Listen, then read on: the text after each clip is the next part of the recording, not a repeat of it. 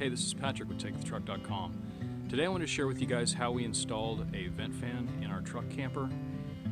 This is definitely one of the best upgrades we've done as far as improving comfort level and ventilation while we're truck camping. It's especially needed in the summertime here in the Ozarks. But I'm going to show you guys the interior side and kind of talk through how we did the installation, and then we'll go up top and take a look at it.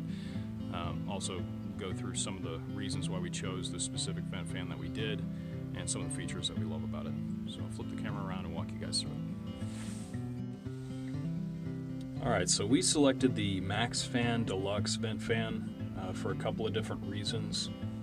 It had a remote control which allows us to operate it while we're laying down without having to get out of the sleeping bag at night, and we can also operate it from inside the cab, allowing us to cool the shell off before we get to camp.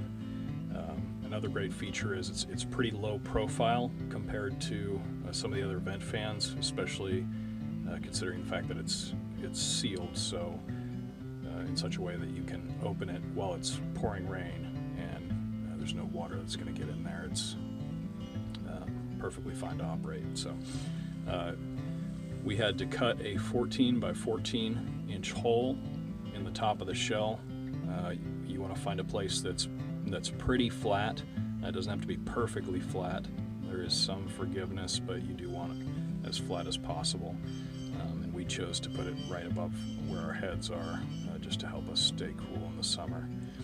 This particular vent fan will vent both in and out, so it acts as a fan blowing air in, or it'll exhaust out, which is a great feature in the wintertime. It'll help reduce condensation. And it's all power operated, so it runs off of our 12 volt dual battery setup. We use an Energy Kodiak, and the power from that is run to a 12 volt DC fuse block, and then from there the electrical cable is run to the fuse block. It's a 5 amp fuse, so if you were just installing this directly to a 12 volt source, you just want to make sure that you have the proper fuse in line.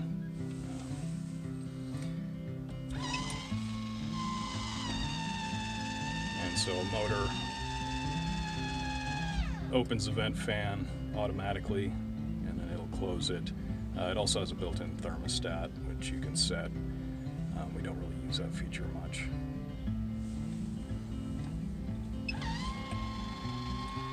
And so once we cut the 14 by 14 inch hole, because our camper shell has a 1 inch thick honeycomb insulation in top, and I don't know how common that is, but I think it's fairly common in fiberglass shells, we were able to just put a line of butyl tape on the exterior side to keep water out, drop the vent fan in, and then screw it in from the top. Basically just following the manufacturer's installation instructions. If you had an aluminum topper, you would have to build a wooden frame out of like 1x2 boards just around the square here to give the upper portion something to be screwed into through the aluminum. You would still seal it the same with butyl tape is what we recommend. Putty, like sealing putty or plumber's putty will dry out, but butyl tape remains kind of flexible, and that's what we used in our previous RVs.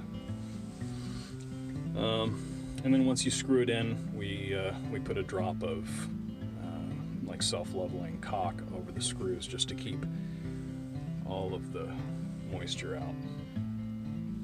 So I'm gonna go up top and kind of show you what it looks like from up top. You should be able to see some of the butyl tape and how we sealed everything up. Forgot to mention that this is just kind of a decorative trim piece that comes with the vent fan. It's meant to install on the interior side, just to kind of cover up the wiring and the hole that you have to cut in your camper shell. This comes very tall because it's meant for RVs. We simply measured the width of our camper shell once the hole was cut cut this down accordingly. And I think we just used a jigsaw with a metal cutting blade on that and just cut across the line. And then we did upgrade to some stainless steel bolt screws. They're larger diameter than what was called for.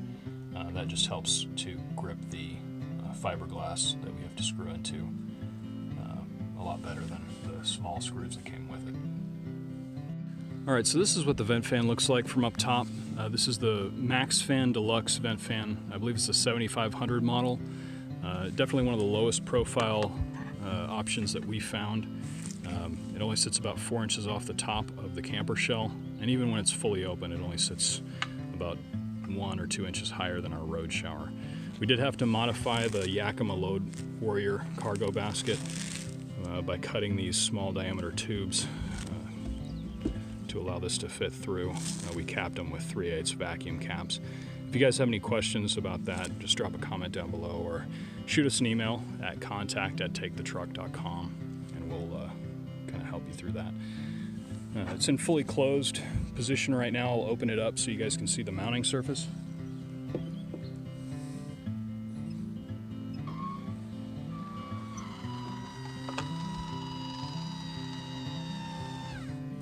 Alright, so down here you can see the mounting surface. There are 16 screws required for this model to mount it. Before we installed the vent fan, we laid a continuous layer of butyl tape around the exterior edge underneath this kind of valance here, mounting surface. And then we carefully laid the vent fan in that opening before we piloted the holes for the screws. And then we coated each of these, I think they're number 8 or number 10, 3/4 inch length screws with self-leveling caulk to help seal up the holes as we secured them. And we did kind of torque them down similarly to how you would a wheel on a vehicle. We went in a crisscross fashion, so starting in the center here, and then we would move to the opposite side, center, and then center on this side, center up front, and just keep that going, working toward the corners in a crisscross fashion to try to get a nice even seal and sandwich that butyl tape between this mounting surface and the top of the camper shell to help keep out any moisture. And thankfully we haven't had any leaks or issues with that. Fingers crossed so far. Definitely one of the best upgrades we've done. It's incredible the difference it makes, especially in the summertime. And these are designed for RVs, so the amount of air output is fantastic. It's like 900 CFM or something. So it really is almost feels like air conditioning, especially when you're not used to it. But if you guys have any questions, just drop a comment down below. Thank you guys for watching, and please hit like and subscribe. I hope this video helps somebody with their truck camping. It is a beautiful day out here in the Ozarks. I think we're going to go out and try to enjoy it.